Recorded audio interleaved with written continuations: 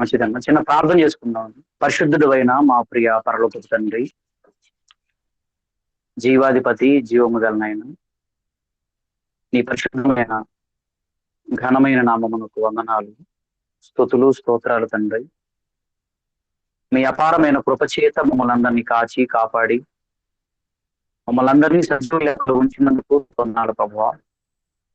ఇదిగోనైనా మరొకసారి బెంగళూరులో ఉన్నటువంటి మీ బిడ్డలతో మీ మాటలు పంచుకోవడానికి మీరు మాకు ఇచ్చినటువంటి మరో తరుణము వందనాలు తండ్రి. ఇదిగోనైనా మరి బెంగళూరులో ఉన్నటువంటి చిన్న సంఘమును మీరు జ్ఞాపకం చేసుకోండి. వారందరికీ మంచి ఆయురారోగ్యాలు దయచేయండి. మీ వాక్యం పట్ల వారికి ఆసక్తిని బట్టి వందనాలు ప్రభువా. మీ వాక్యమును ప్రభావ మీ బిడ్డలు చక్కగా ధ్యానిస్తూ మీ మాటలు నేర్చుకుంటూ నీ కొరకు నమ్మకస్తులుగా జీవించగలిగే కృపను భాగ్యమును బిడ్డలకు అనుగ్రహించండి. వారి వెనకుని నడిపిస్తున్నటువంటి దైవజనులను మీరు జ్ఞాపకం చేసుకోండి ప్రభా. ఈ రాత్రికాల సమయంలో చెప్పబోతున్న ప్రతి మాట కూడా మీ పిల్లలకు అర్థమగు రీతిలో చెప్పగలిగే కృపను సహాయమును నాకు అనుగ్రహించమని ఈ కార్యక్రమం అంతటిని మీ చేతులకు అప్పగిస్తూ క్రీస్తు నామమున ఈ ప్రార్థన మిమ్మల్ని అడుగుతున్నాము తండ్రి. ఆమేన్. మరి ఈరోజు మనం నేర్చుకోబోతున్న పాఠం హృదయ రహస్యములు. అన్నిటికంటే ముందుగా మరి మీ అందరికి కూడా ప్రభు యేసుక్రీస్తు నామముతో నా వందనాలు తెలియజేస్తూ ఉన్నాను. మరి ఈరోజు మనం నేర్చుకోబోతున్న పాఠం హృదయ రహస్యములు అనేటువంటి పాఠాన్ని మనం ఆలోచించేద్దాం.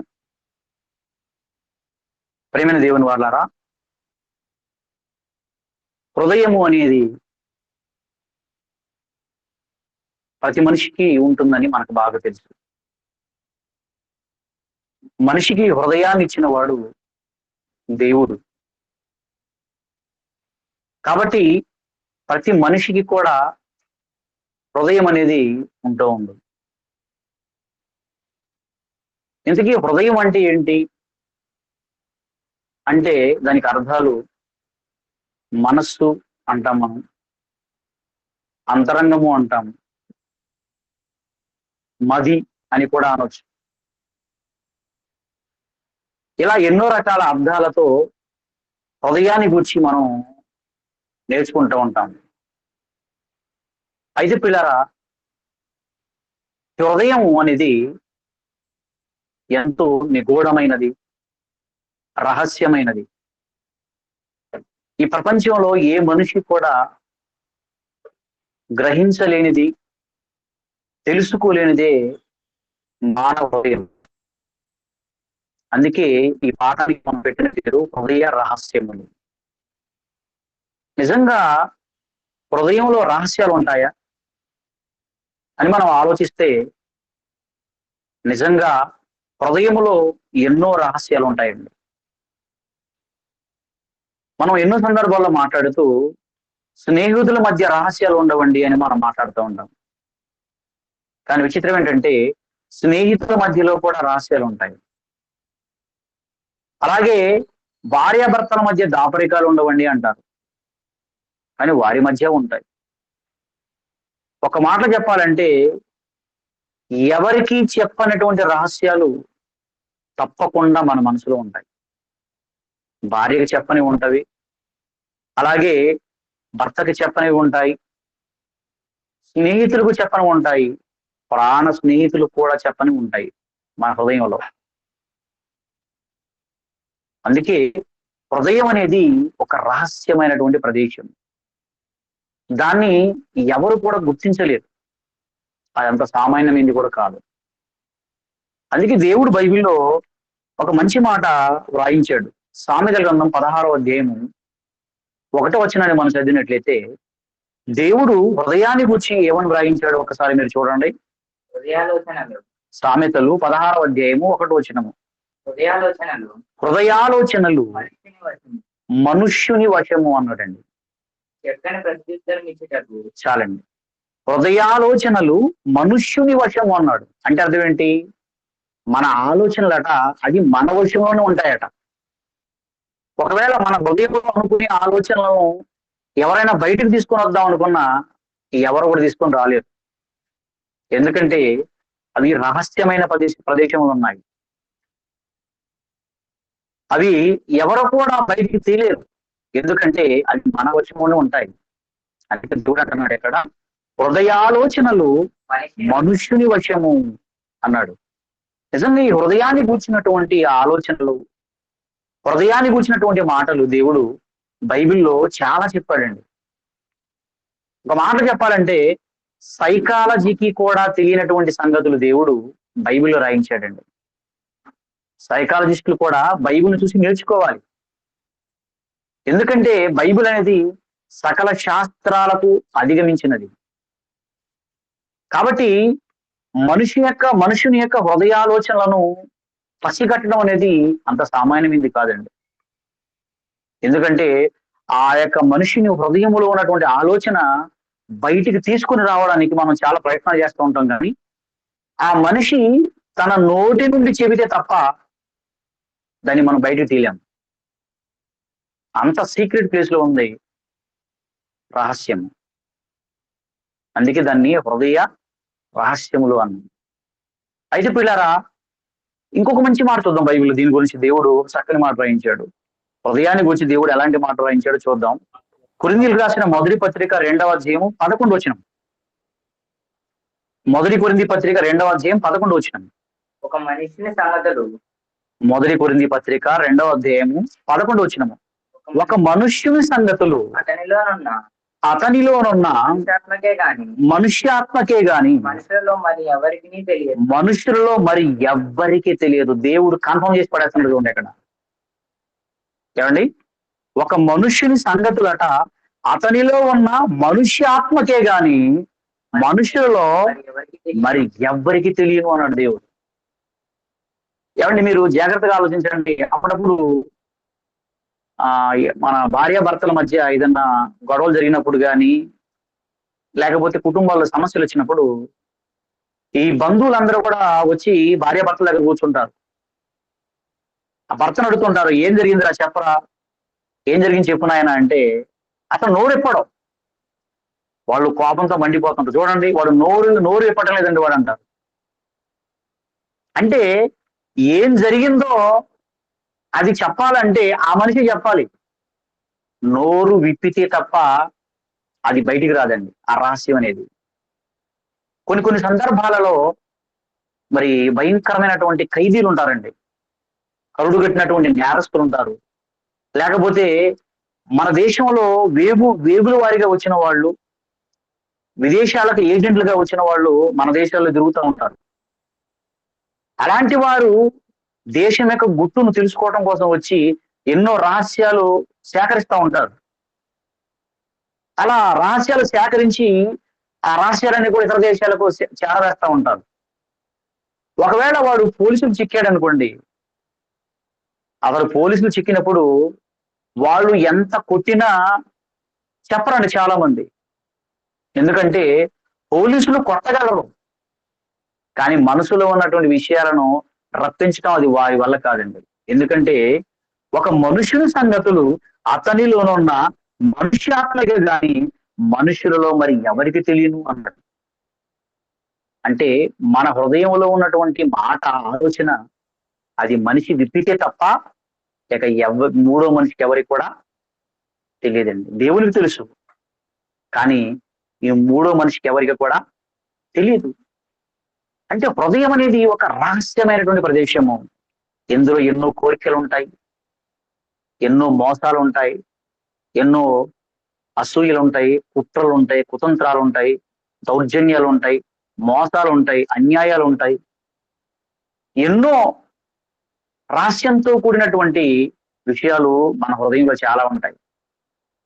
ఒక పెద్ద ఆయన ఏమన్నాడంటే, మనమంటే ఎవరు అనేది మనకి ఎప్పుడు అర్థం అవుతుందంటే, మనము నలుగురిలో ఉన్నప్పుడు మనం ఎలా ఉంటామంటే గౌరవప్రదమైన వ్యక్తిలా మనం ప్రవర్తిస్తూ ఉంటాం. చాలా హుందాగా ప్రవర్తిస్తుంటాం మనం. అంటే నోట్లో వేలు పెట్టినా కొరకనోళ్ళగా మనం ప్రవర్తిస్తుంటాం. ఎందుకంటే నలుగురిలో మన అసలు రూపం అనేది బయటికి కనపడదు.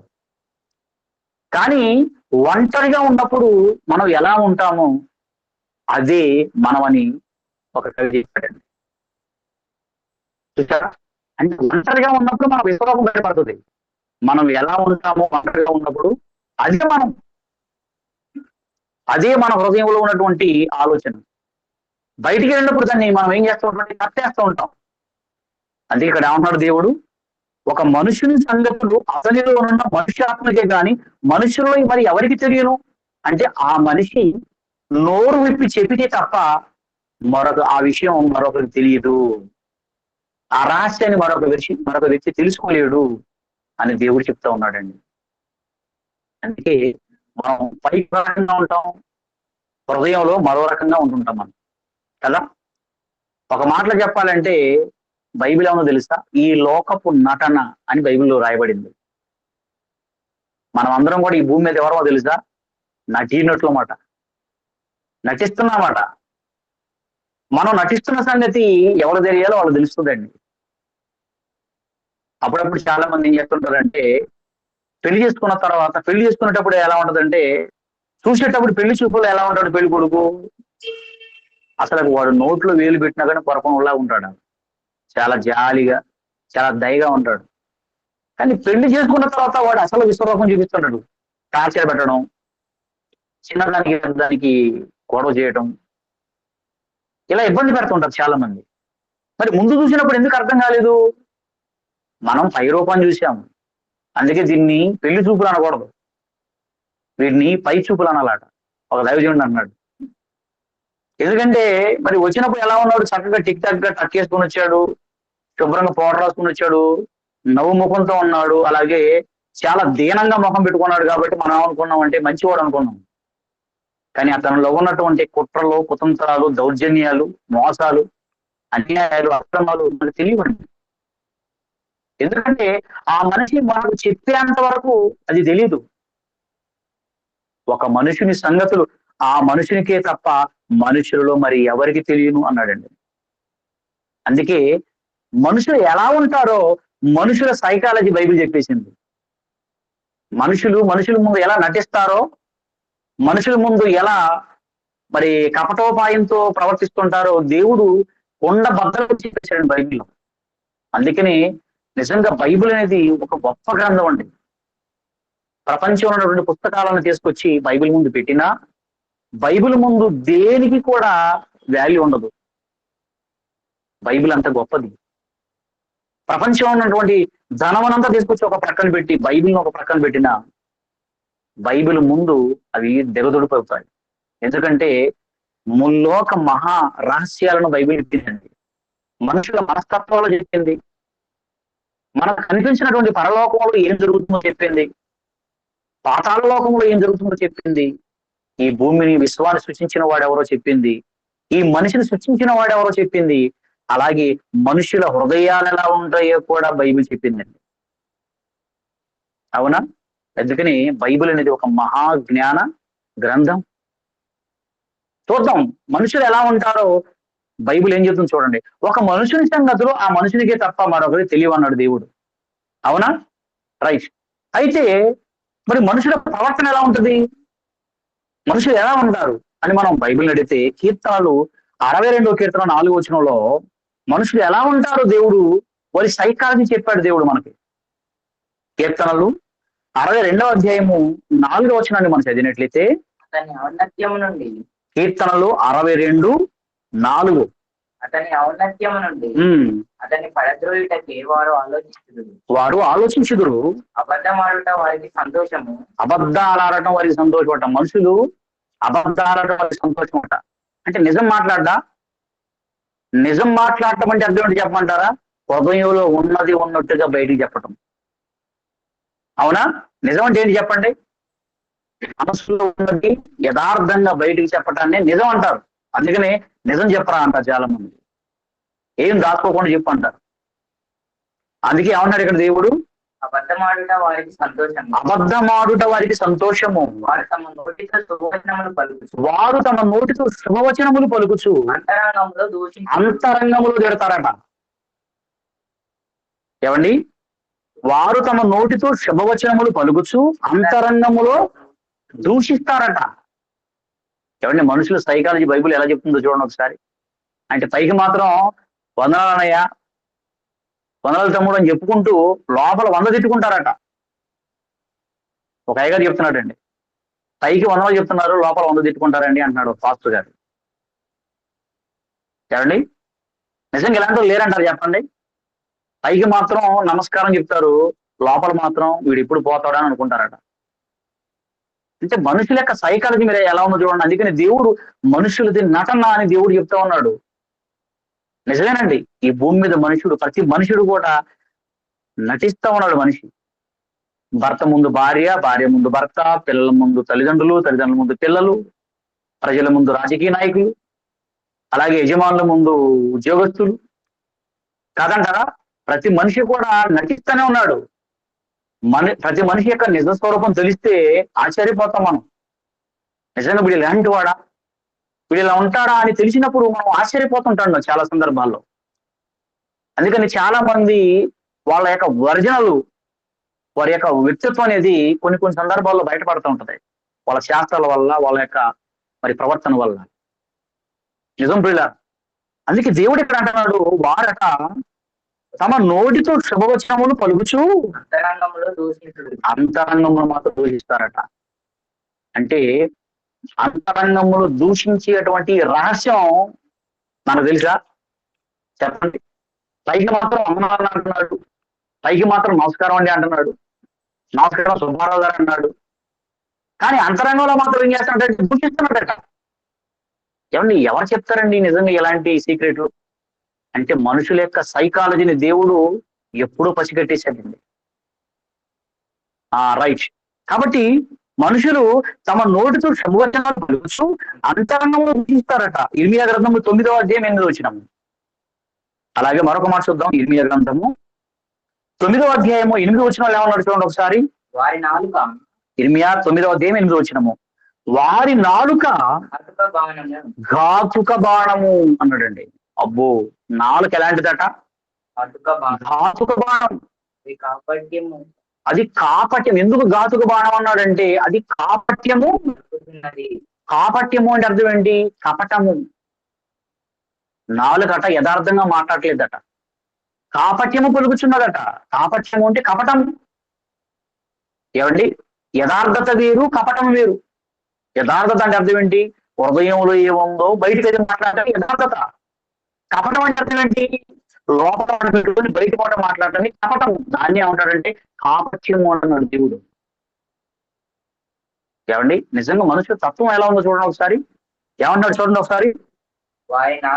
వారు నాలుక ఘాతుక బాణము, అది కాపట్యము పలుకుతున్నది. అది కాపట్యము పలుకుతున్నది. ఒకడు మనసులో వంచ. ఏమండి, ఘాతుక బాణం అనేది ఉపయోగించాడు చెప్పండి. అంటే ఈ వంచన మాటలతో మనుషులకు గాయాలు చేస్తారు వీళ్ళు. అందుకని చాలా మంది చూడండి, ఇదిగో మా స్కీమ్ లో జాయిన్ కాండి, ఏమండి మా యొక్క సంస్థలో జాయిన్ కాండి, మీ జీవితం ఎక్కడ పోబోద్దని చెప్తా ఉంటారు చాలా మంది. మా దాంట్లో జాయిన్ అయితే మీ లైఫ్ అసలు టర్న్ అయిపోతుంటారు చాలా మంది. నిజమేనండి, చాలా మంది లైఫ్ బోల్తా పడి రివర్స్ అయిపోయి కోటీశ్వరులు కాస్త చివరికి బిచ్చగాళ్ళు అయిపోయినటువంటి పరిస్థితులు సమాజంలో చాలా చూస్తున్నాం. నిజంగా సమాజం మంచిది కాదండి. ఘాతుక బాణం అన్నాడు. వారి నాలుక ఎలాంటిదట? అందుకని చాలా మంది చూడండి ప్రజెంటేషన్ నేర్చుకుంటారండి చాలా మంది. వాళ్ళ యొక్క సంస్థలో మంచి మంచి అవకాశాలు లేకపోయినా, లేకపోతే వాళ్ళ సంస్థలో మంచి లాభాలు లేకపోయినా వాళ్ళు చెప్పేటప్పుడు మాత్రం నేర్చుకుంటారు. మాట ప్రజెంటేషన్ కూడా నేర్చుకుంటారు. చూడండి ఒకసారి, చాలా మంది వాళ్ళ కంపెనీని గురించి కానీ, లేకపోతే వాళ్ళ యొక్క వస్తువుల గురించి కానీ వాళ్ళు ప్రజెంటేషన్ ఇచ్చేటప్పుడు ఎలా ఇస్తారు చెప్పండి? అసలు ఎదుటివాడుగా మరలా గొక్క తిప్పుకోకుండా మాట్లాడతారండి వాళ్ళు. ఇక అర్జెంటుగా కొనాలనిపిస్తూ ఉంటుంది మనకి, లేకపోతే అందులో జాయిన్ అయిపోవాలనిపిస్తూ ఉంటది. అలా మాట్లాడుతుంటారు చాలా మంది. ఎందుకంటే బాగా మాటలు నేర్చారు మనుషులు. వాళ్ళ యొక్క సరుకులు క్వాలిటీ లేకపోయినా, అది ఫేక్దైనా సరే వాళ్ళు ఏం చేస్తుంటారు, ప్రజల ముందు ప్రజెంటేషన్ చేస్తూ ఉంటారు. ఎందుకంటే మోసపు నాలుక అది. వారి నాలుక ఘాతుక బాణము, అది కాపట్యము పలుకుతున్నది. ఒకడు మనస్సులో వంచనాభిప్రాయం ఉంచుకొని. వంచనాభిప్రాయము అంటే అర్థం ఏంటి? మనుషులను మోసం చేయటం, వంచటం మనసులో ఉందట. వీడిని ఎలాగైనా బోల్తా కొట్టించాలి, వీడిది ఎలాగైనా ఆక్రమించాలి, వీడిది ఎలాగైనా నేను సంపాదించాలి, లేకపోతే వీడిని ఎలాగైనా మోసం చేసి నేను వాడి దగ్గర తీసుకోవాలి. ఇలాంటి వంచనాభిప్రాయం మనసులో ఉంచుకొని నోట నోట పొరుగు వానితో తన పొరుగు వారితో సమాధానంగా సమాధానంగా మాట్లాడతారటబ్బా. అంటే కుట్రలు, కుతంత్రాలు, మోసాలని లోపల కట్టి పెట్టేసి పైకి ఎలా మాట్లాడుతుంటారట? సమాధానంగా మాట్లాడుతుంటారు. అంటే హృదయములో ఉన్నటువంటి కుట్రలు కనపట్టలేదా మనకు బయటికి? హృదయంలో వంచనాభిప్రాయాలు మనకు బయటికి కనపట్టలేదా అంటే లేదండి. అందుకే హృదయం అనేది ఒక రహస్యమైన ప్రదేశం. చాలా మంది ఏమనుకుంటారంటే పోలీసు వారు థర్డ్ డిగ్రీ ఇస్తే చెప్తారు అనుకుంటారు చాలా మంది.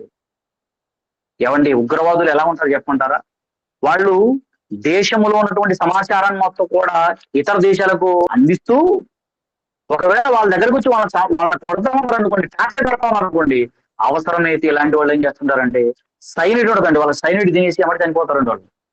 చావనైనా చస్తారు కానీ కొంతమంది రహస్యాలు చెప్పరండి. అంటే ఆ వ్యక్తి తన మనసులో ఉన్న మాటలు బయటికి చెబితే తప్ప అది ఎదుటివాడికి తెలియదు అనమాట. చూసారా, లోకంలో ఎన్నో రకాల డిగ్రీలు ఉన్నాయి, ఎన్నో శిక్షలు ఉన్నప్పటికీ కూడా మనుషుల యొక్క మనసులు మారడం లేదు. మనుషులు తమ హృదయాల్లో ఉన్నటువంటి మాటలు చెప్పడం లేదండి. కారణం ఏంటంటే దాన్ని ఛేదించడం అది మనుషుల వల్ల కాదు, చట్టాల వల్ల కూడా కాదు. ఒకవేళ మనల్ని ఏమండి కోర్టులో నిలబెట్టారనుకోండి, కోర్టులో మన మనసులో జడ్జిని దూషించిన జడ్జికి ఏమో అర్థం కాదు. అర్థమవుతుందా? మనల్ని జడ్జి ముందు నిలబెట్టారు బోన్లో. నిలబెట్టినప్పుడు ఒకవేళ జడ్జి మనకి ఏదైనా మాట్లాడుతున్నప్పుడు మనం జడ్జిని తిట్టినా లేకపోతే న్యాయవాదిని తిట్టినా మనం మనసులో పైకి నవ్వుకుంటూ ఉన్నాం అనుకోండి, వాళ్ళకి తెలుస్తుందా? తెలీదు. అందుకే దేవుడు ఇక్కడ అంటున్నాడు, ఒకడు మనసులో వంచనాభిప్రాయం ఉంచుకొని నోట తన పొరుగు వానితో సమాధానంగా మాట్లాడతారట. మరి మోసం చేసేవాడు ఎలా మాట్లాడతారు చెప్పండి? ఏమండి, మోసం చేసేవాడు ఎలా మాట్లాడతారట? ఈ మధ్యకాలంలో ఒకడు ఇంత ఏమంటారు, ఎత్తడి ముద్దని బాగా పాలిష్ కొట్టించి బాగా బంగారంలాగా మెసేటెడ్ చేసి ఒక కథను చూపించాడట.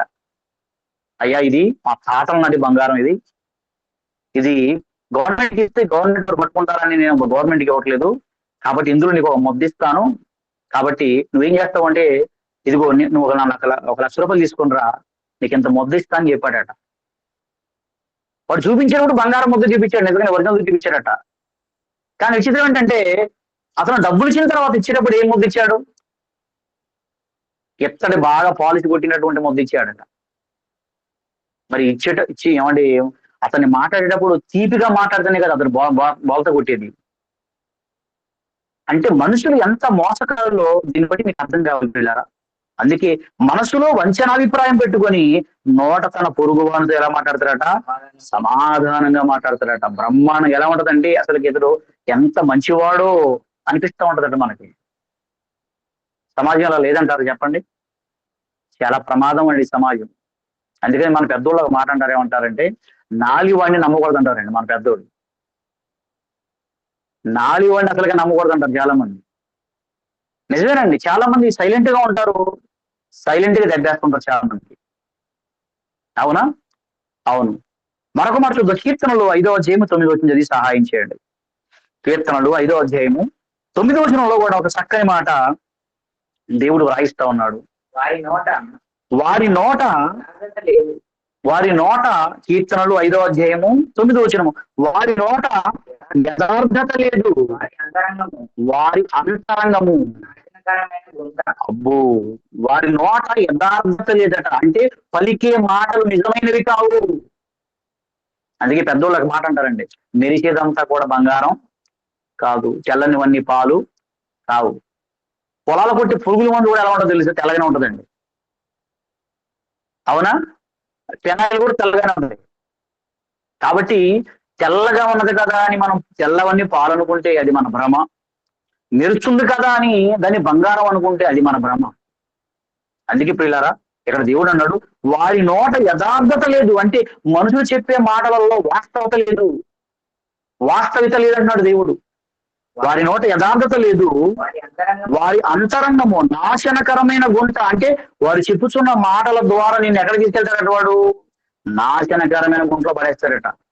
నాశనకరమైన గుంట వారి కంఠము వారి కంఠము తెరచిన సమాధి. తెరచిన సమాధి అన్నాడండి. వారు నవ్వుతూ ఏమండి సమాధి ఎలా ఉంటుందో చెప్పండి. పైకి ఈ మధ్యకాలంలో సమాధులు కట్టడానికి పోటీలు పడతా ఉన్నారు చాలా మంది. మార్బుల్స్ తో కడుతున్నారు, గ్రానైట్స్ తో కడతా ఉన్నారు, టైల్స్ వేస్తా ఉన్నారు. ఏమండి మంచిగా మరి వాటిని పెట్టేస్తా ఉన్నారు. చాలా బాగా ఉంటున్నాయి మరి సమాధులు. కానీ విచిత్రం ఏంటంటే ఆ సమాధిని మనం ఒకసారి పగలు కొట్టి బయట తీసామనుకోండి, పైకి కనపడినంత అందంగా సువాసనగా కనపడదు. పైన అగరొత్తులు, ఊదిబత్తీలు ఈ వాసన వస్తుంటాయి, పైన సెంట్లు వాసన వస్తుంటాయి పైన. కానీ ఒక్కసారి సమాధిని పగలు కొట్టి బయట తీస్తే సమాధి ఎలా ఉంటుందో తెలుసా? కంపు, కల్మషం, కుళ్ళు భరించలేం మనం. అలాగే ఈరోజు మనిషి అంతరంగం అలా ఉన్నాడు దేవుడు. వారి అంతరంగము నాశనకరమైన గుంట, వారి కంఠము తెరచిన సమాధి, వారు నాలుగుతో ఇచ్చకములాడుదురు అన్నాడు దేవుడు. ప్రేమ దేవుని పిల్లరా, ఈ మాటను బట్టి మనకు అర్థం కావాల్సిన విషయం ఏంటంటే, ఒక మనుష్యుని హృదయంలో ఉన్నటువంటి మాటలు అతనికి తప్ప ఎవరికి తెలియదని దేవుడు చెప్తా ఉన్నాడు. అలాగే మనుషులు ఎలా ఉంటారంటే, మనుషులు పైకి ఒకటి మాట్లాడతారు, అంతరంగంలో మాత్రం ఇంకొకటి ఉంటుంది అని మనకు అర్థమైంది ఈ మాటల ద్వారా. అవునా? ఒక పాయింట్ ఏంటి, ఒక మనిషిని హృదయంలో ఉన్న ఆలోచన వేరే మనిషికి తెలియదు అని ఒక పాయింట్ నేర్చుకున్నాం ఈ మాటల ద్వారా. రెండో పాయింట్ ఏంటంటే, ఒక మనిషి యొక్క హృదయ ఆలోచనలు పైకి చెప్పినట్లుగా ఉండవు అని మనకు అర్థమైంది. పైకి చెప్పేది ఒకటి, మనసులో ఇంకొకటి ఉంటుందని మనకు అర్థమైంది.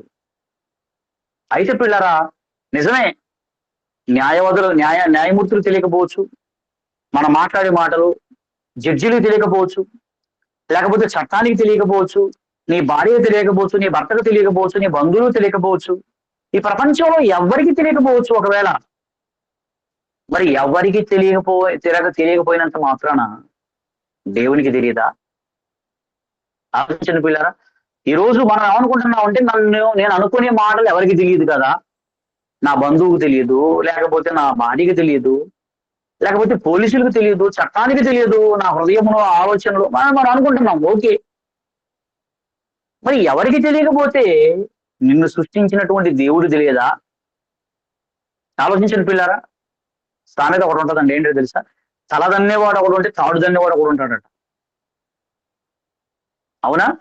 కాబట్టి మనుషులకి నీ యొక్క ఆలోచన తెలియకపోవచ్చు, కానీ నీ హృదయ ఆలోచనలు ఖచ్చితంగా ఎవరికి తెలుసో తెలుసా? దేవునికి తెలుసట.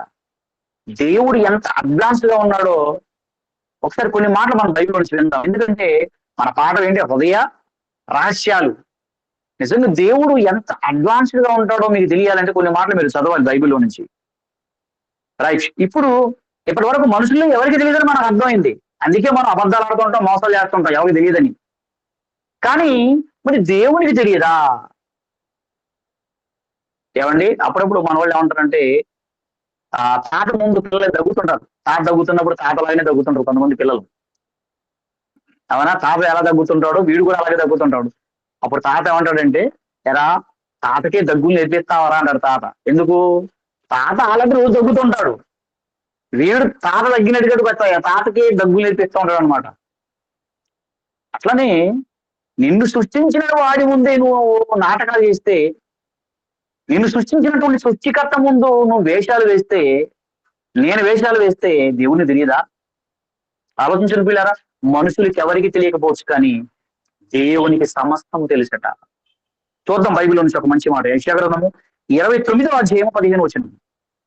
యెషయా గ్రంథము 29వ అధ్యాయము 15వ వచనాన్ని మనం చదివినట్లయితే దేవుడు చక్కని మాట చెప్తున్నాడు. చూడండి ఇక్కడ, తమ ఆలోచనలు, యెషయా గ్రంథం 29:15, తమ ఆలోచనలు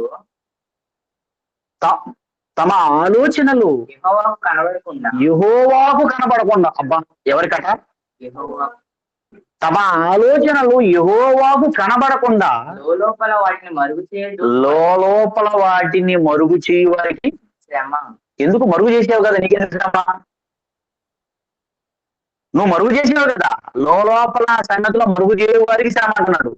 మరుగు చేస్తే చట్టానికి తెలియదు, ఎవరికి తెలియదు కదా, మరి నీకు శ్రమ ఎలా వస్తుంది? ఆలోచించిన పిల్లల మాటలు ఎంత అర్థం ఉందో మరల చదవండి మాట. తమ ఆలోచనలు యెహోవాకు కనబడకుండా. ఏంటి, మనుషులకే అనుకుంటున్నావా? నువ్వు దేవునికి కూడా దాచగలవా? దేవుని ముందు దాచగలవా? దేవునికి దాచగలవా?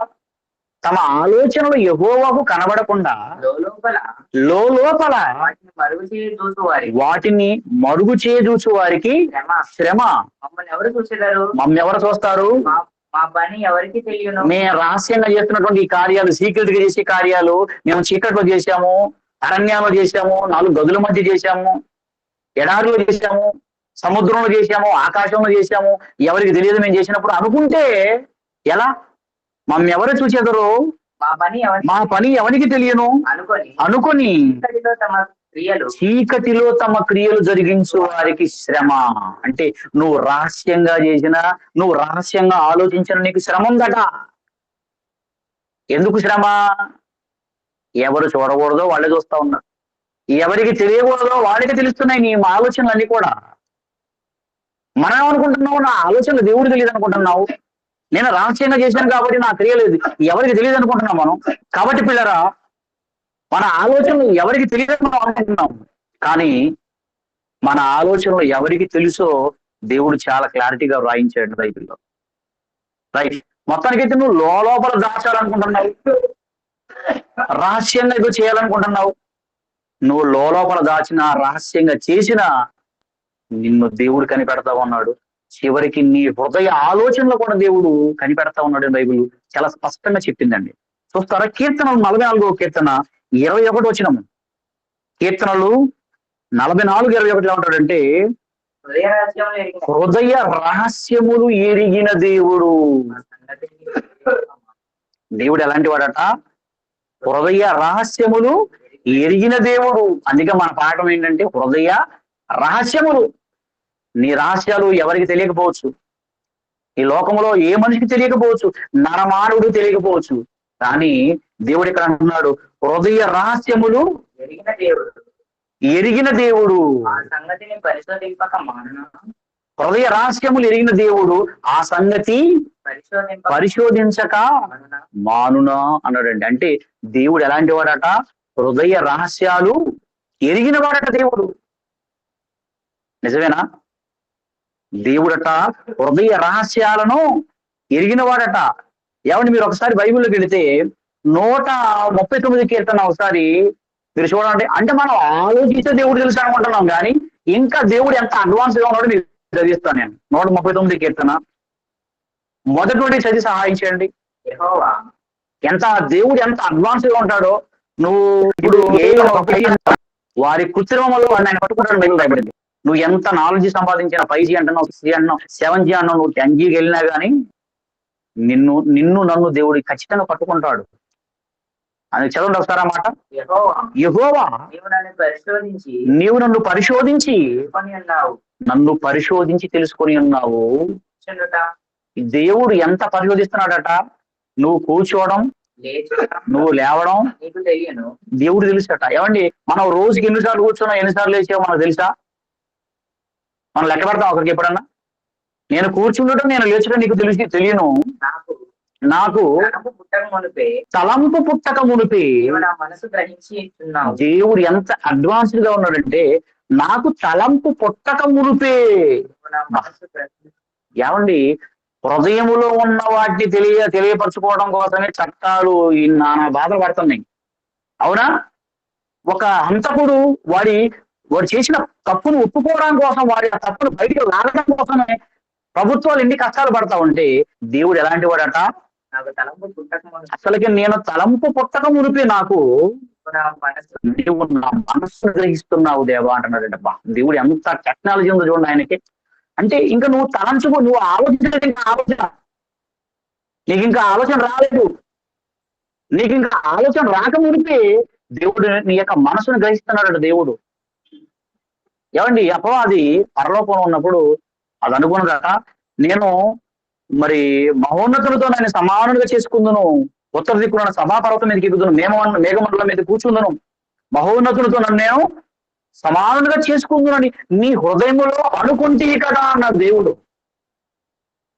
అంటే హృదయములో అనుకున్న దాన్ని దేవుడు గ్రహిస్తాడా? గ్రహిస్తాడా? మరి అంతమైంది. విషయం ఏంటంటే హృదయంలో అనుకున్న దాన్ని గ్రహించడం కాదు, నువ్వు ఇంకా ఏమి అనుకోబోతున్నావో, నువ్వు ఏమనుకుంటావో దాన్ని కూడా గ్రహించగలిగిన వాడు ఎవరంటే దేవుడు. హృదయ రహస్యములు ఎరిగిన దేవుడు అన్నాడు. అందుకే దేవుడు నీ హృదయాన్ని పరిశోధిస్తున్నాడట. హృదయాన్నే కాదు, నీ హృదయములో తలంపు పుట్టక మునిపే అది నీకు బావుగా తెలుసు నాయన అన్నాడు. ఇంకేమన్నట్టు అక్కడ, నాకు తలంపు పుట్టక మునిపే నువ్వు దానిని బాగుగా గ్రహించి ఉన్నావు. నా నడకను నా పడకను నీ పరిశీలన చేస్తున్నావు.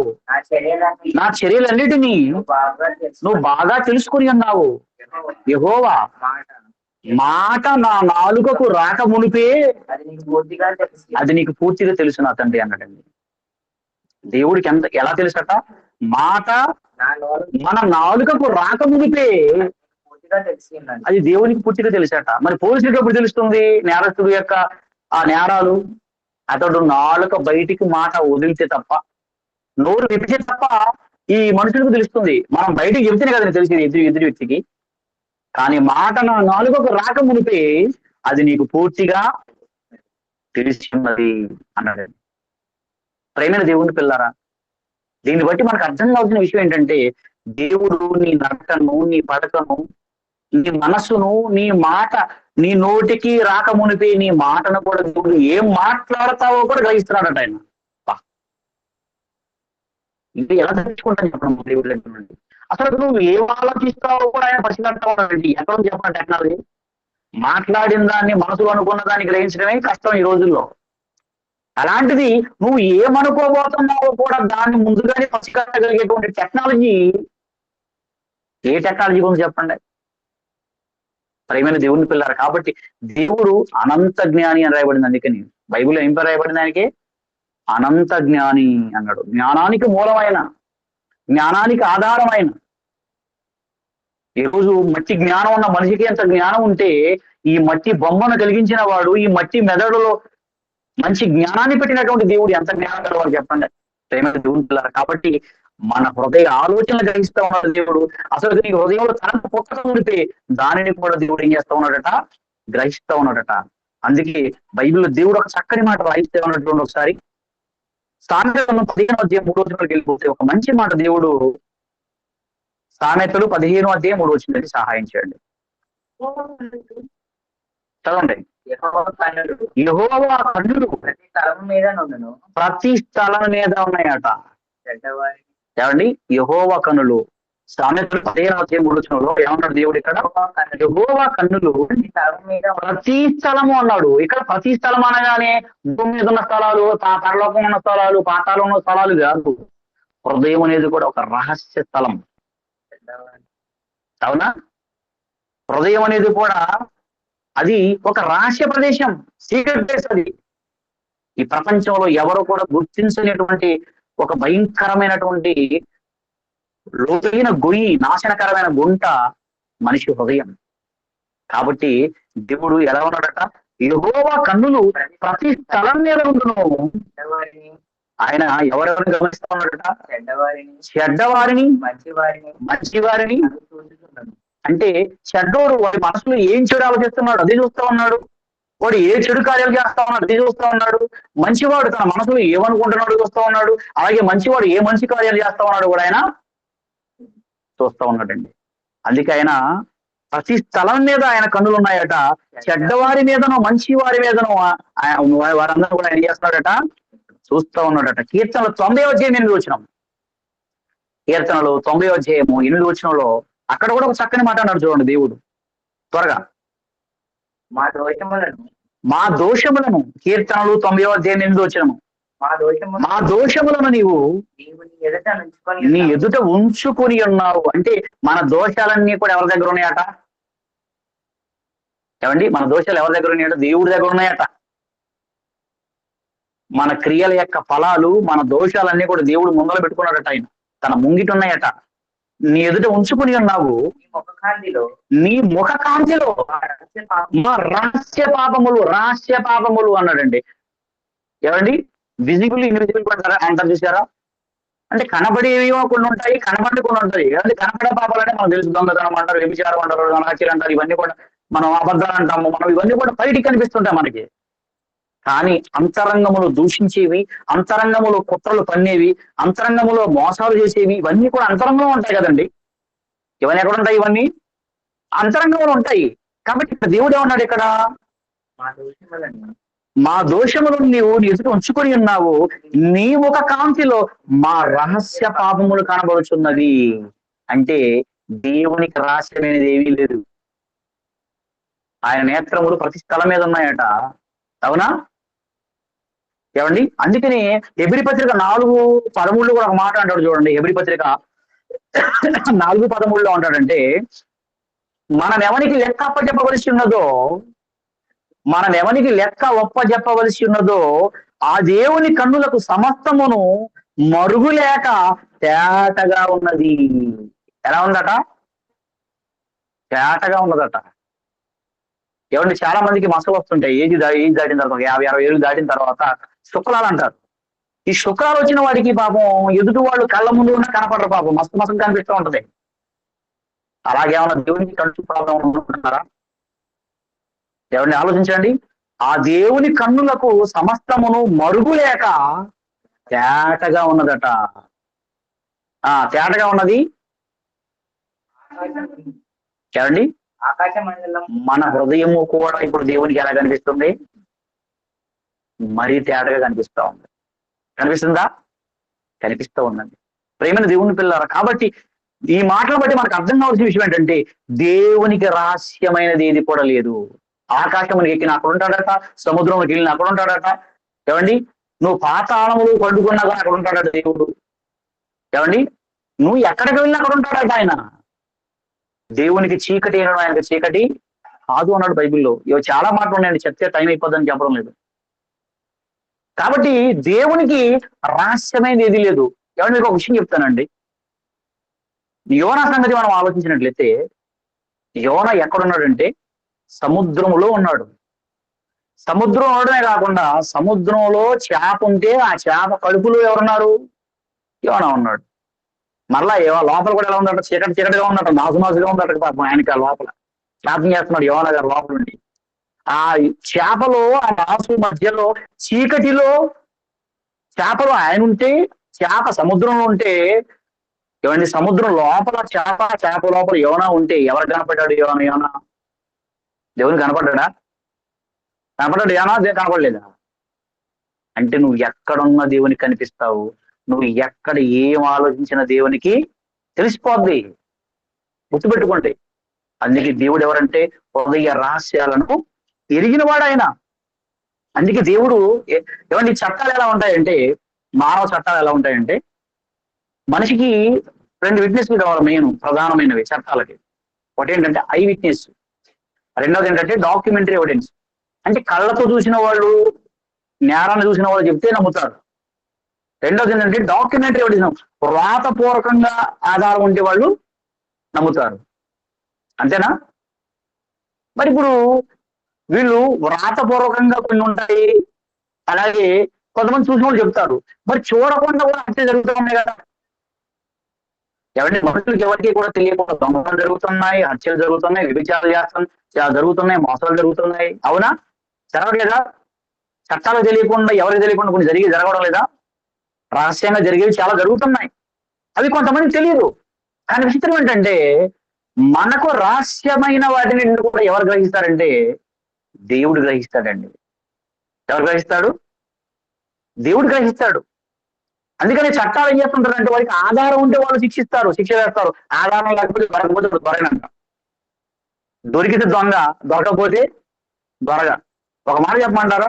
ఈ రోజు రాజకీయ నాయకులలో 90% దొంగలే. మరి ఎలా తిరుగుతున్నారు వాళ్ళు ఇప్పుడు? వాళ్ళు అసలుకి ఎలా ఉన్నారంటే మామూలుగా తెల్లగా తిరుగుతున్నారంటే ప్రజల మధ్య శాంతి దూతలా కనబడుతున్నారు. ఎందుకంటే వాళ్ళు చేసే మోసాలు, వాళ్ళు చేసే కూలీలు, వాళ్ళు చేసే అక్రమాలు, వాళ్ళు తీసుకునే అంశాలు, చాలా మంది వాళ్ళకున్న అధికార బలంతో కప్పిపెడతా ఉంటారు. చాలా మంది ఏమండి, ఒక మాట చెప్పాలంటే చాలా మంది ఏమంటారంటే చట్టం బుద్ధి అంటారు కొంతమంది. చట్టం డబ్బున్న వారికి చుట్టం అంట. అవునా? ప్రేమైన దేవుని పిల్లారా, ఈ రోజు చట్టానికి నేరస్తుడు నేరం చేసినట్టుగా రుజువు ఉంటేనే అతను నేరస్తుడు, లేకపోతే నేరస్తుడు కాదు. మరి నేరం చేసిన వాడు, చట్టానికి దొరకకుండా తిరిగేవాడు, మరి వాడిని ఎవరు పట్టుకుంటారు చెప్పండి? వాడిని ఎవరు పట్టుకోవాలి చెప్పండి? అవునా? అందుకే దేవుడు ఏం చేస్తున్నాడంటే చట్టం లాగా ఇది ఆధారం ఉంటేనే దేవుడు పట్టుకోవడం కాదు, లేకపోతే ఎవడో చూసి చెప్తేనే కాదు.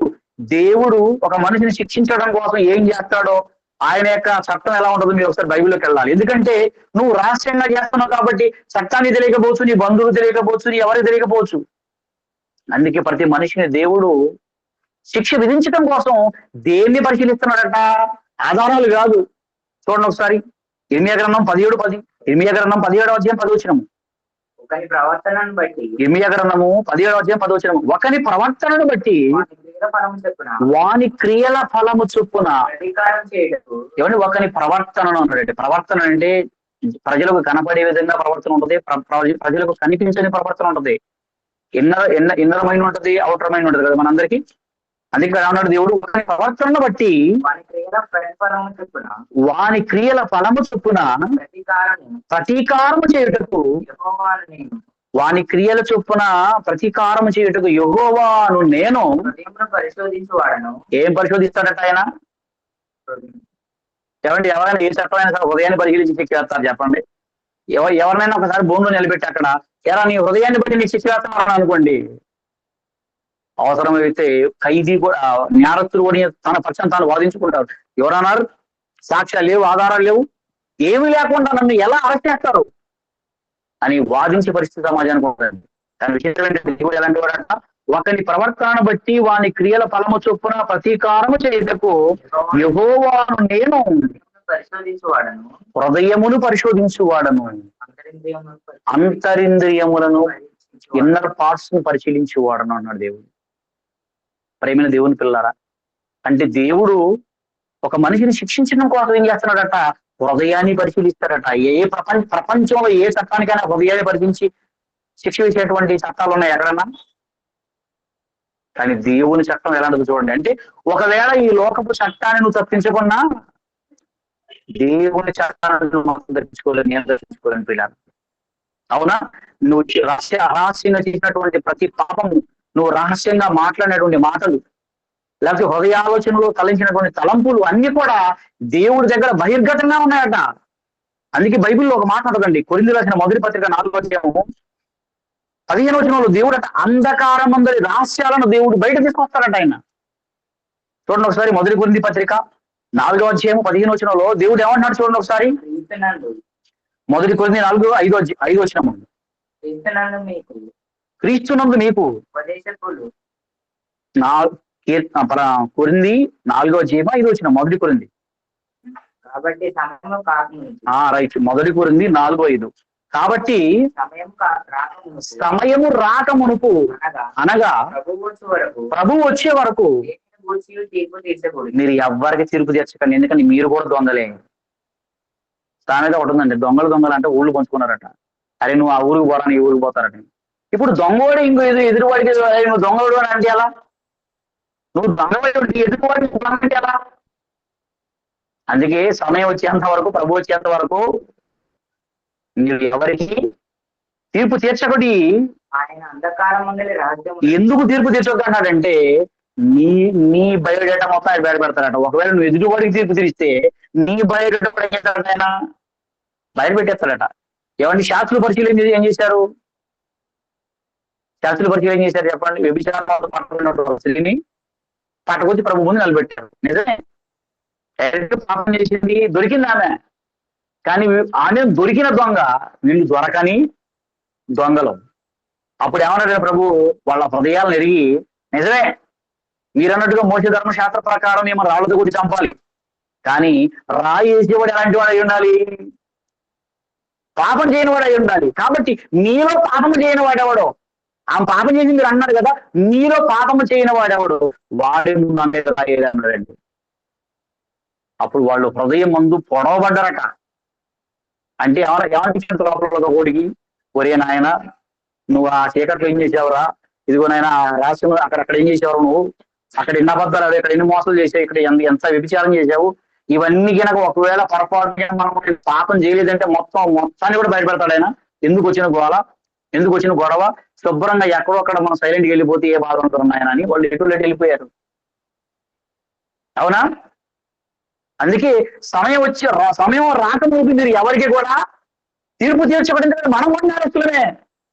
తీర్పు తీర్చేవాడు ఎలాంటి వాడు ఉండాలి చెప్పండి? న్యాయవంతుడే ఉండాలి, న్యాయాధిపతిదే ఉండాలి. అందుకే న్యాయాధిపతి అంటారు. కాబట్టి నువ్వు తప్పు చేసుకుంటూ ఎదుటివాడికి తీర్పు తీర్చేంత అధికారం అన్నది లేదు. అందుకే ప్రభు వచ్చేంత వరకు మీరు ఆగండి. ఎందుకంటే ఆయన ఏం చేస్తారట? ఆయన అంధకారమందలి రహస్యములను వెలుగులోకి తెచ్చి వెలుగులోకి తెస్తాడట. అంటే అంధకారములో అంటే అర్థం ఏంటి? నువ్వు రహస్యంగా చేసినటువంటి క్రియలను, నువ్వు రహస్యంగా ఆలోచించిన ఆలోచనలను, కుట్రలను, కుతంత్రాలను, మోసాలను, అంధకారమందలి రహస్యములను వెలుగులోనికి తెచ్చి వెలుగులోనికి తెచ్చి హృదయములలోని హృదయాలలోని ఆలోచనను బయటపరుచినప్పుడు అన్నాడండి. ఒక మంచి మాట అన్నాడు చూడండి. నాకు ఆ చదివినప్పుడు ఆశ్చర్యం కలిగింది. హృదయాలలోని ఏమన్నాడండి? చూడండి ఒకసారి. ఆలోచనలను హృదయ హృదయములలోని హృదయములు కాదు అంటే హృదయములు అంటే అర్థం ఏంటి? ప్రతి ఒక్కరి హృదయాల సంగతి చెబుతున్నాడు ఆయన. అందుకని హృదయములలోని ఆలోచనలను బయలుపరిచినప్పుడు అంటే మన హృదయ ఆలోచనలు కూడా దేవుడు ఏం చేస్తారట? బయటపడతాడంటండి. ఎవరు ఏ శాతాన్ని బయటపడతారు చెప్పండి? ఇది ఇతను హృదయంలో ఇలా అనుకున్నారని చెప్పగలుగుతా ప్రపంచం ఇవాళ ఎవరైనా? రోబోటిక్ టెక్నాలజీ చెప్పగలదా? ఆలోచించండి ప్రేమైన దేవుని పిల్లలు. కాబట్టి దేవుడు అట అంధకారమందరి రహస్యములను వెలుగులోనికి తెచ్చి హృదయాలోచన బయలుపరిచినప్పుడు ప్రతి వానికి ఒకవేళ నువ్వు మంచి ఆలోచన చేస్తే నీకు మెప్పు ఉంటది. ఒకవేళ నువ్వు మంచి ఆలోచన చేయకుండా చెడ్డ క్రియలు చేసావా, నీకు తగినటువంటి నీకు శిక్ష నీకు ఉంటది, నాకు ఉంటది.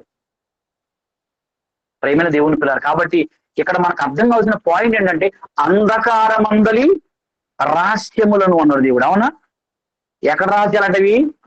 అంధకారమందులని. అంటే అంధకారం అంటే చీకట్లో ఏదో ఉన్నాయని కాదు. మన హృదయములో అంధకారము అంటే అది లోపల సీక్రెట్ ప్లేస్. అది ఆ రహస్యాలను దేవుడు ఏం చేస్తారట? బయట పెట్టేస్తారటండి. అందుకే ఆయన పేరు తెలుసా? హృదయ రహస్యాలను ఎరిగిన దేవుడు. ప్రసంగ గ్రంథం 12:14 త్వరగా ముగించుకున్నాను ఇక. ప్రసంగ గ్రంథం 12:14 వచ్చిన త్వరగా చదవండి, ముగించుకున్నాను ఇక. గూఢమైన ప్రతి అంశమును గూర్చి దేవుడు ప్రసంగి 12:14 గూఢమైన ప్రతి అంశమును గూర్చి దేవుడు విమర్శ చేయనప్పుడు గూఢమైన అన్నాడండి. అంటే అర్థం ఏంటి? రహస్యమైన. అవునా? గూఢమైన ప్రతి అంశమును గూర్చి దేవుడు విమర్శ చేస్తాడట. అంటే రహస్యంగా ఉన్న వాటిని, సీక్రెట్ గా ఉన్న వాటిని కూడా దేవుడు ఏం చేస్తాడట? విమర్శ చేస్తాడట. విమర్శ చేయనప్పుడు ఆయన ప్రతిక్రియను, అది మంచిదే గాని చెడ్డదే గాని తీర్పులో చేస్తాడట. అంటే ఎక్కడెక్కడ తీసుకొస్తాడట? ఆయన గూఢమైన ప్రతి అంశం అన్నాడు అక్కడ. అంటే రహస్యాలన్నింటినీ కూడా దేవుడు చేస్తాడు, బయటికి తెస్తాడట. ఎవరి ఇప్పుడు దీన్ని బట్టి మనకు అర్థం కావాల్సిన విషయం ఏంటంటే మన హృదయాలోచనను బట్టి కూడా దేవుడు మనకు తీర్పు తీరుస్తాడు. కేవలము నువ్వేదో చేసావని ఆ చేసిన చేతలను బట్టి మాత్రమే కాదు మనకు శిక్ష. మన హృదయములో ఎవరినైనా మనం నిందించినా, మన హృదయములో ఎవరినైనా దూషించినా, మన హృదయములో ఎవరి మీద మోసపు ఆలోచన చేసినా, ఎవరి మీద మన కుట్రలు పన్నినా, వీటన్నిటిని కూడా దేవుడు ఏం చేస్తారట? బయట పెడతాడట దేవుడు. ప్రేమైన దేవుని పిల్లరా, ఇంకెంతకంటే మనకు ఏం కావాలి చెప్పండి? అంటే దేవుడు ఎంత అడ్వాన్స్డ్ గా ఉన్నాడో దీన్ని బట్టి ఆలోచించండి. ఆయన అంధకారం అందరి ప్రతి రహస్యం ఏం చేస్తాడట? దేవుడు బయటకు తీసుకొని వస్తాడట. ఒక మాట చెప్పాలంటే మనం అందరం కూడా దోషులే అండి, నాతో సహా. ఎందుకంటే మనందరం కూడా పైకి ఒక రకంగా ఉంటాము, హృదయంలో మరొక రకంగా ఉంటాం పిల్లరా. అంటే అలా ఉండమని చెప్పడం లేదు ఈ పాఠం. ఎందుకు చెప్తాను ఈ పాఠం అంటే దేవుని ముందు మనం నటించకూడదని ఈ పాఠం. దేవుడి ముందు మనం ఏకదారంతో బ్రతకూడదని ఈ పాఠం. లోపల ఒక రకంగా బయటకు ఒక రకంగా ఉంటే అది నీకు ప్రమాదం అని చెప్పడానికి ఈ పాఠం. హృదయ రహస్యాలను దేవుడు బయట పెట్టబోతున్నాడు కాబట్టి హృదయంలో కూడా నువ్వు జాగ్రత్తగా ఉండాలి అని చెప్పడానికి ఈ పాఠం. మనందరం కూడా ఇలా ద్వంద్వ వైఖరిని అవలంబించిన వారమే, విమర్శకులుగా ప్రవర్తించిన వారమే, మనందరం కూడా ప్రవర్తిస్తున్న వారము కూడా. అందుకే దేవుడు ఏమన్నాడంటే ఒకవేళ నీ హృదయములో నువ్వు ఎవరైనా దూషించావా, ఒకవేళ ఎవరికైనా అన్యాయం చేసావో నువ్వు, అయితే నువ్వేం చేస్తావంటే నీ అతిక్రమములను దేవుని దగ్గర ఒప్పుకోమన్నాడు దేవుడు. మనుషులు కనపడేది ఒక రకంగా ఉంటున్నావు, మనుషులు కనపడకుండా మరో రకంగా ఉంటున్నాం మనం. కాబట్టి దేవుడు నీ ఇన్నర్ ఫీలింగ్స్ ను, లేకపోతే నీ యొక్క ఇంటర్నల్ థాట్స్ ను దేవుడు ఏమన్నాడంటే దేవుని ముందు ఒప్పుకోమన్నాడు ఆయన. అవునా? దేవుడి ముందు ఒప్పుకుంటే ఒకవేళ నీ రహస్య పాపాలైనా నీ బహిర్గత పాపాలైనా సరే దేవుడు ఏం చేస్తాడంటే క్షమిస్తానన్నాడు దేవుడు. అందుకే ఒక మాట బైబిల్లో ఏమన్నాడంటే దేవుడు సామెతలు 28:13 ఏమంటాడంటే అతిక్రమములను దాచిపెట్టువాడు వర్ధిల్లుడు. సామెతలు 28:13 అతిక్రమములను దాచిపెట్టువాడు వర్ధిల్లుడు. వాటిని ఒప్పుకొని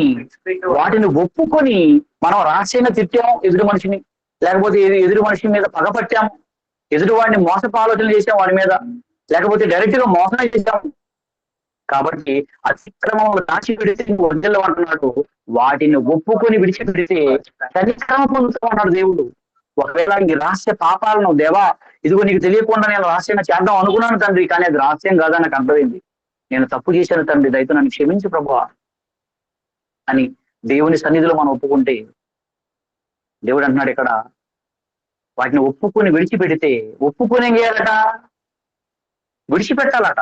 తప్పుకొని మనం ప్రవర్తించడం కూడదు కాదు, వాటిని ఒప్పుకొని మనం ఏం చేయాలి? వాటికి దూరంగా ఉండాలి. వాటిని ఒప్పుకొని విడిచిపెడితే దేవుడు ఏం చేస్తున్నాడండి? కనికరం పొందును అన్నాడండి. ప్రేమైన దేవుని పిల్లలు కాబట్టి మన మనసుకు మనం ఏం చేయాలంటే సున్నతి చేయించుకోవాలి. పూర్వకాలంలో ఇస్రాయేలు ఏం చేసేవారంటే శరీరానికి సున్నతి చేయించుకున్నారు. ఇప్పుడు మనం ఏం చేస్తున్నాం? బాప్తిజం తీసుకుంటున్నాం, మునుగుతున్నాం, అది కూడా పెద్ద విషయం కాదు. దేవుడు మెచ్చేది ఏంటంటే నీ హృదయము మారాలి. అవునా? నీ హృదయము కడగబడాలి, నీ హృదయము నూతన పరచబడాలి. అందుకే దేవుడు ఉన్నాడంటే మీరు తప్పు చేశారని మీరు పట్టింపుకోవడం కాదు నాయన. పూర్వకాలంలో మనం చూస్తే యోనా కాలంలో ప్రజలు ఏం చేశారంటే రాజు మొదలుకొని పేదవాళ్ళకు మొత్తం కూడా బట్ట చింపుకొని మొత్తం ఏం చేశారట? గోనె పట్ట కట్టుకున్నారట. దేవుడు అంటున్నాడు నీ బట్టలు చింపుకోవడం కాదు నువ్వు తప్పు చేసావని, నువ్వేం చేస్తావంటే నీ హృదయాన్ని చింపుకోమన్నాడు దేవుడు. చూడండి ఒకసారి ఒక మంచి మాట, యోవేలు గ్రంథం 2వ అధ్యాయము 13వ వచనంలో నీ యొక్క బట్టలు చింపుకోవడం కాదు నాయన, నీ మనస్సును చింపేసుకో అన్నాడు దేవుడు. నీ దేవుడైన యెహోవా కరుణా వాత్సల్యములు గలవాడు, వాడును శాంతిమూర్తి. యోవేలు గ్రంథం 2:13 నీ దేవుడైన యెహోవా కరుణా వాత్సల్యములు గలవాడు. ఎందుకంటే మీరు తప్పు చేసినా ఆయన మీకు కరుణ చూపిస్తాడు, మిమ్మల్ని క్షమిస్తాడు. మీరు మీ మీ అపరాధాలు ఒప్పుకుంటే, మీ అతిక్రమం దేవుని దగ్గర ఒప్పుకుంటే ఆయన కరుణావాత్సల్యములు గలవాడు. కాబట్టి తప్పకుండా మీ అతిక్రమం క్షమిస్తాడు. ఆయన కరుణావాత్సల్యములు గలవాడు, శాంతమూర్తియు, అత్యంత కృపగలవాడునై ఉండి తాను చేయనుద్దేశించినటువంటి కీడు చేయక పశ్చాత్తాపడు. ఎప్పుడు? మనం చేసిన క్రియలను బట్టి, మన యొక్క మోసపు ఆలోచనలు బట్టి మనం దేవుడు శిక్షించాలి. కానీ దేవుడు ఎప్పుడు తన యొక్క మనసును మార్చుకుంటాడంటే మనం ఒప్పుకుంటే తప్పకుండా దేవుడు తన మనసును మార్చుకుంటాడట. మరి దేవుడు తన మనసును మార్చుకొని మనం శిక్షించకుండా ఉండాలంటే మనం ఏం చేయాలట? గనుక వస్త్రములు కాక ఇదిగో నీ బట్టలు కాకుండా నీ హృదయములను చింపుకొని నీ హృదయాలను చింపుకొని ఆయన తట్టు తిరుగుడి అన్నాడు దేవుడు. ఏం చింపుకోవాలట ఇప్పుడు మనం? బట్టలు చింపుకోవడం కాదట. ఏం చింపుకోవాలట? హృదయాన్ని చింపుకోవాలట. అంటే అర్థం ఏంటి? ఏమంటే అప్పుడు మనం ఎవరికైనా బాకీ ఉన్నాం అనుకోండి, నోటు రాయిస్తాం మనం, అవునా? నోటు రాయించిన తర్వాత నోటికి మనం రుసుము చెల్లించాం అనుకోండి, వెల చెల్లించాం అనుకోండి, అప్పుడు ఏం చేస్తారు? చిట్టిని చింపేస్తారు. అంటే పార్థన ఏం చేస్తారు? చింపు పడేస్తారు. ఇప్పుడు మన మీద రుణం ఏమిగా ఉండదు.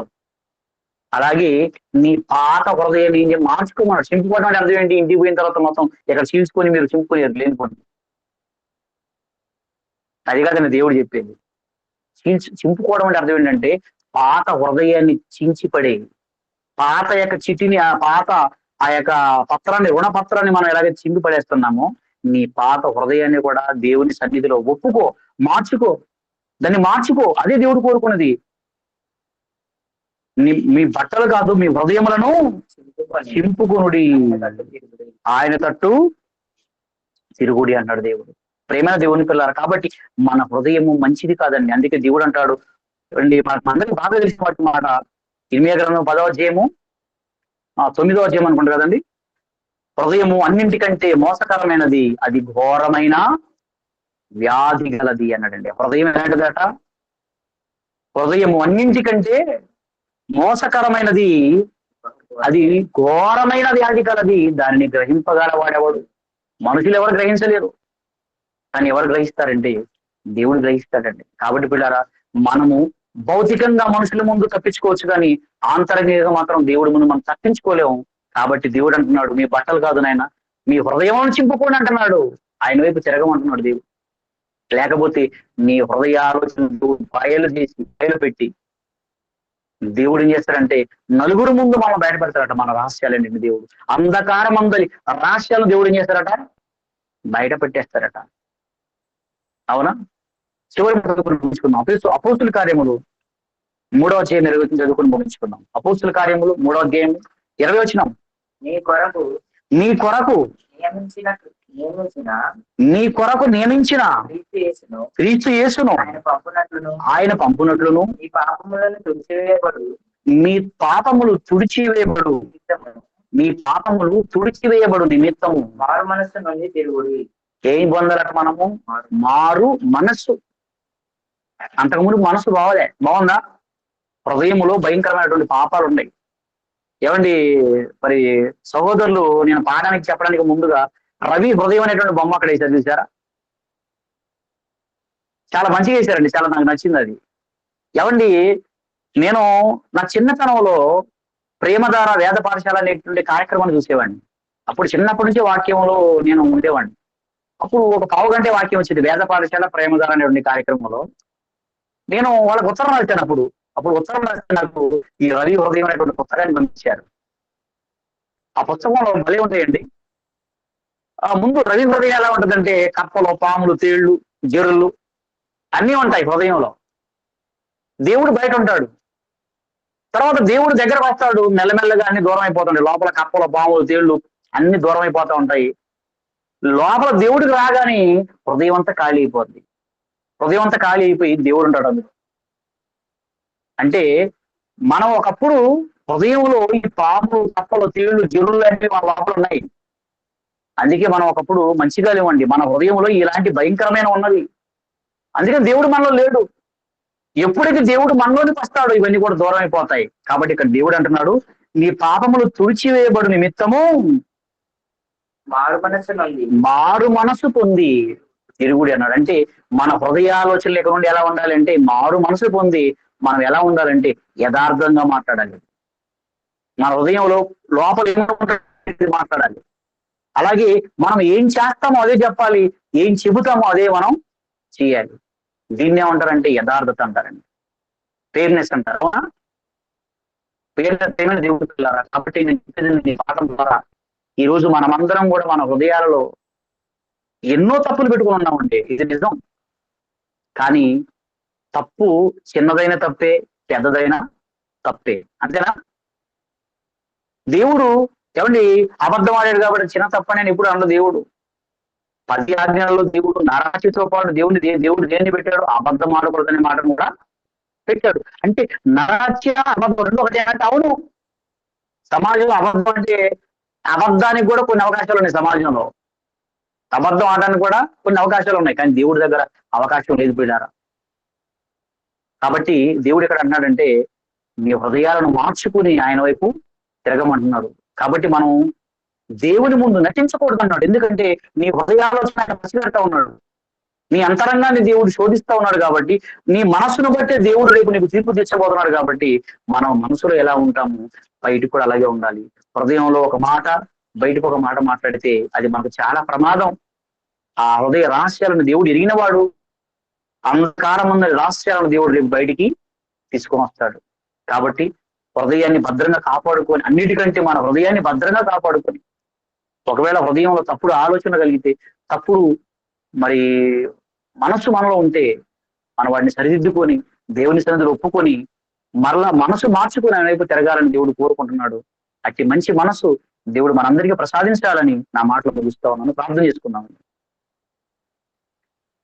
పరిశుద్ధమైన కన్న తండ్రి, మీ ఉన్నతమైన నామానికి వందనాలు ప్రభువా.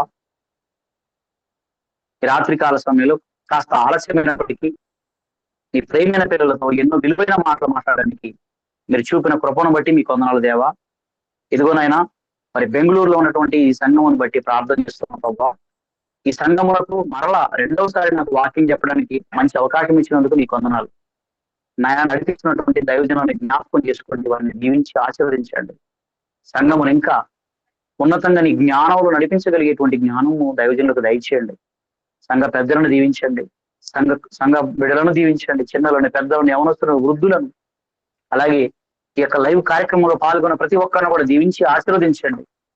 వారందరూ కూడా ప్రభువాన్ని యందు నాయన మరి భయభక్తులు కలిగి బ్రతుకుతూ, ఇదిగో లోకం మమ్మల్ని చూడకపోయినా దేవుడు మమ్మల్ని చూస్తా ఉన్నాడు, మా రహస్యాలను ఎరిగినవాడు దేవుడు, కాబట్టి మేము దేవునికి భయపడి ఈ లోకంలో జాగ్రత్తగా బ్రతకాలని, యథార్థంగా బ్రతకగలిగే మంచి మనసును దయచేయమని మంచి మాటలు అందించినందుకు వందనాలు, కృతజ్ఞతాస్తుతులు చెల్లిస్తూ మరలా మేమందరం కలుసుకొని నీ వాక్యము ధ్యానించేంత వరకు నీ కృపా కాపుదల మా అందరిపై ఉంచమని కోరుచు క్రీస్తు నామమున ఈ ప్రార్థన అడుగుచున్నాము తండ్రి. ఆమేన్.